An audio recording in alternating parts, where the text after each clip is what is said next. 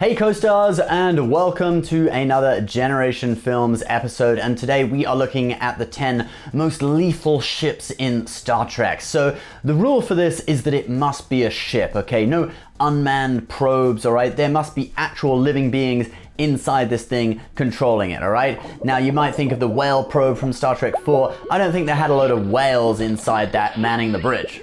We get the impression it was unmanned. Same goes for the Doomsday Machine, but there are some pretty lethal ships in the Star Trek universe, and today we're going to go through them in somewhat chronological order. So this is the 10 most lethal Star Trek ships. Number 1, the Xindi Weapon. So first up we have the Xindi Weapon. Now this is from Star Trek Enterprise, and even though it's called a weapon, it did actually have a pilot, so technically it was a ship, even though it's kind of borderline. The first prototype Xindi weapon attacked Earth in the year 2153 and cut a line from Florida all the way to Venezuela, killing 7 million people. The ship was piloted by this guy, a Xindi reptilian. I think if I looked like that, I'd want to kill 7 million people too. And it was a suicide mission. After firing one shot, the ship self-destructed and rained down debris on the Earth. Now, after analysis with quantum dating, no, not carbon dating, quantum dating, sounds cooler, right? Do you guys just put the word quantum in front of everything? It was discovered that the tech was from 420 years in the future, and at least one component had been given to the Xindi by the Sphere Builders, a future species involved in the temporal Cold War. Don't they look friendly? After the prototype, 2 more versions were made, with the final one being called the Prime Weapon, and this version could destroy planets. Hey, although it looked kind of like the Death Star, maybe Rolex was involved in the construction because its surface looks kind of like the innards of a luxury timepiece.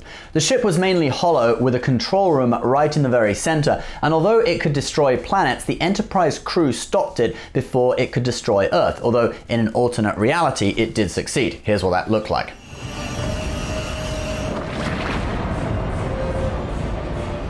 Okay, now on to number 2, General Chang's Bird of Prey.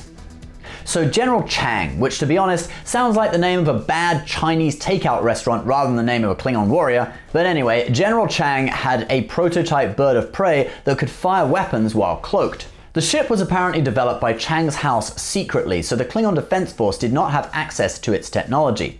In Star Trek VI, The Undiscovered Country, this ship positions itself cloaked below the Enterprise and fires weapons at a Klingon ship the Enterprise is escorting, disabling the ship's systems, including the gravity generator, which is something that, to be honest, would happen a lot more often than we see on screen. Chang then sends an away team in Starfleet spacesuits to kill Klingon Chancellor Gorkon and frame Kirk for the attack. Obviously, Chang was eventually caught and the ship destroyed. I mean, come on, it's a movie. The good guys are always going to win in the end. Now, this small ship obviously has a lot less firepower than some of the ships we're going to mention in this video, but the fact that it had the unique ability to fire while cloaked, and it also almost caused a war between the Klingons and the Federation, makes it a particularly lethal ship indeed. Number 3, the Narada.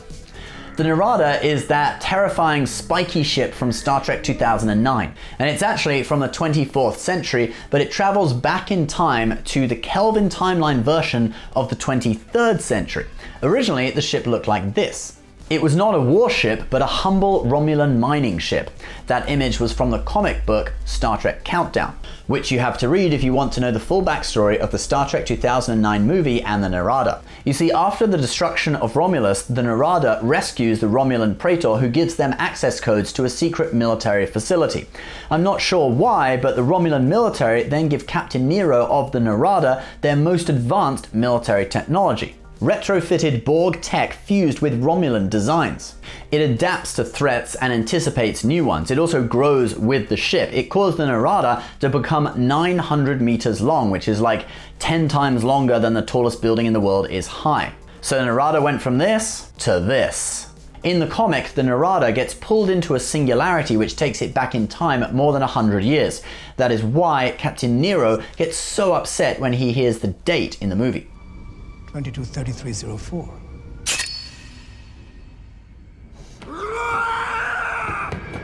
The first ship that the Narada encounters in the 23rd century is the USS Kelvin, which it promptly destroys with missiles that break into several mini warheads. The Narada is then able to get hold of red matter, one of the Vulcans' most advanced weapons, and it uses its drilling rig to drill a hole to the center of Vulcan and then deploys the red matter, causing the planet to implode upon itself. A very lethal ship indeed. Number 4, the Borg Cube. The Borg were simple folk. They didn't require much, just a little alcove for personal space, a few pieces of metal stuck to their skull, and the ability to rain down terror on innocent civilizations. Thus, their ships were incredibly destructive. A single Borg cube measuring 3 by 3 by 3 kilometers was more than enough to assimilate an entire planet. If you don't know what that means, it means this.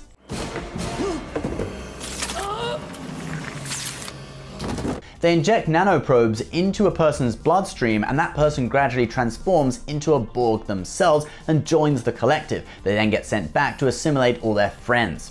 In addition to the destruction of worlds, Borg cubes were also very good at fighting off whole fleets of ships. Their battle tactics involve the use of tractor beams, cutting beams, and various missiles. Number 5, Species 8472 Bioship. Now, the Borg assign numbers to species they encounter, so you, for example, are species 5618, or at least you better be. I don't want any alien scum watching my videos. We're all about humanity first here.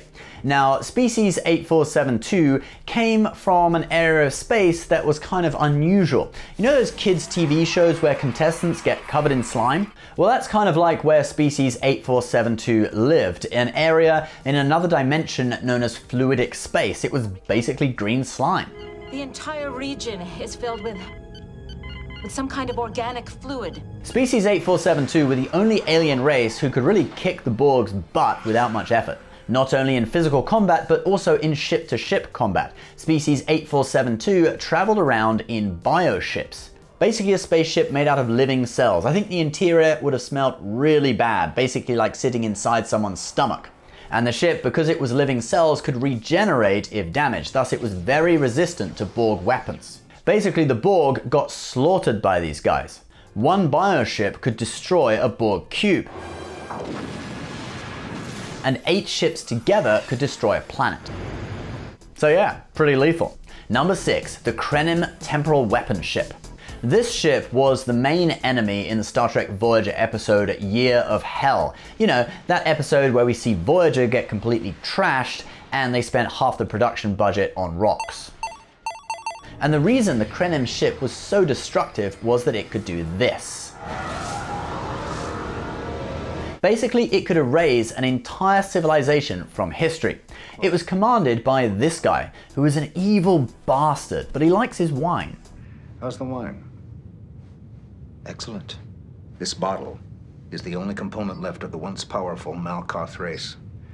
Everything else about them, cities, culture, the very species itself, never existed. Because of me. Basically, even though he was constantly playing God, erasing other civilizations from history in order to make his own race more powerful, he never succeeded in bringing his wife back, who died when he first started playing around with time. The ship had a temporal warp core which kept it out of phase with the space-time continuum, so ordinary weapons were useless against it. It could also erase other ships from time during battle. In the end, if the temporal core went offline, the shields on this ship were actually quite weak. Janeway combined the perfect attack with the perfect one-liner to destroy the ship. Time's up.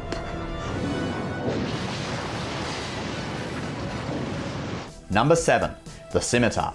So the Scimitar is the main enemy ship from Star Trek Nemesis, and she is described like this. 52 disruptor banks, 27 photon torpedo bays, primary and secondary shields. In addition to that, the Scimitar had 2 more tricks up its sleeve. It could fire while cloaked, and it had a Thaleron radiation weapon that could destroy all life on a planet. Now, in the end, the Enterprise does destroy the Scimitar, but guess how they do it?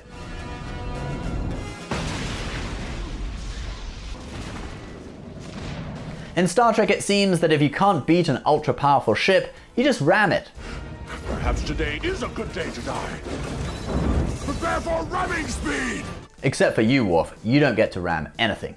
Sir, there's another starship coming in. It's the Enterprise. Bridge to Transporter Room 3. Beam the Defiant survivors aboard. Anyway, even though it was eventually defeated, the Scimitar did have the power to destroy an entire civilization. Number 8. USS Prometheus. The Prometheus class was a kind of deep space tactical vessel designed by Starfleet. The prototype, USS Prometheus, was stolen by the Romulans. The ship had ablative armor, regenerative shielding, but the real buzzword with the USS Prometheus was this: multi-vector assault mode. Multi-vector assault mode? Engage the multi-vector assault mode. Yes, the ship could split into 3 sections for combat operations. It had pre-programmed attack patterns involving all 3 sections of the ship, and thus it could be commanded by just one person or even a hologram, as we see in the episode of Star Trek Voyager in which this ship appears. In multi-vector assault mode, the Prometheus could even destroy a Romulan warbird. Anyway, no planet killer weapon on board, but for a Star Trek vessel, it was pretty deadly. Number 9. The Voth City Ship. The Voth were basically the reptilians. If you don't know what that is, go and read online conspiracy theories for a couple of hours and then come back. But anyway, they were an alien race with some pretty unique technology. They have cloaking devices that put them out of phase with the space-time continuum. This tech could be used to hide individuals or an object as large as a ship. The only Voth ship we see in the show is known as the Voth City Ship. In the Star Trek Online game, the ship is classified as Citadel class, and it is a huge vessel with the cloaking ability we mentioned. But it also had some pretty unique features. For example, shields don't really work against its technology. It could use its transporter to beam an entire starship, in this case Voyager, inside its hull, where it had a huge internal cavity. It could also take control of a Starfleet vessel's computer and jam all electronic devices and weapons on board, leaving the victim ship defenseless. And in case all that wasn't enough, they also had transwarp drive, so you couldn't outrun them. In the show, they cover a distance of 90 light years in just a few seconds. Number 10. The USS Relativity. The USS Relativity was a 29th century Federation time ship. It wasn't a huge ship, only a little bit bigger than a 24th century Defiant. But it had powerful sensors that could scan both space and time, a temporal warp core that enabled the whole ship to time travel, and a temporal transporter that could enable individuals to time travel. You hear a lot of the word temporal with this ship. It's kind of like Ant-Man. Do you guys just put the word quantum in front of everything? Quantum phase, quantum spectrometer, and quantum anomaly, quantum reset. But replace the word quantum with the word temporal. She created several temporal incursions along the way. The subject is approaching the temporal threshold. A piece of technology. It's emitting temporal distortions. She could suffer neural damage, even temporal psychosis. I think I'm coming down with temporal psychosis now. Let's move on. So the USS Relativity possessed the ability to transport or extract people from any moment in space or time with its temporal transporter. The crew, however, were a kind of temporal police, there's that word again, a time police, policing illegal time travel and limiting its effects on the timeline. Alright guys, that is our list of 10 most lethal ships in Star Trek. Which one would win if they all fought? Feel free to have a flame war down in the comments. To be honest, my money would be on the Krenim ship. I think it just has the most destructive weapon out of all of them. But I think the 3, the Krenim ship, the Voth City ship, and also the USS Relativity are far above the others in terms of technology. Change my mind, leave a comment below. That's it for the video, guys. If you want to see individual videos about some of the ships in this, for example, the Borg Cube we have, and we have a few other videos, I'll put them on screen now. Thank you so much for watching. Please subscribe to Generation Films for more content about Star Trek and other science fiction and movie franchises. We'll see you next time. Bye-bye.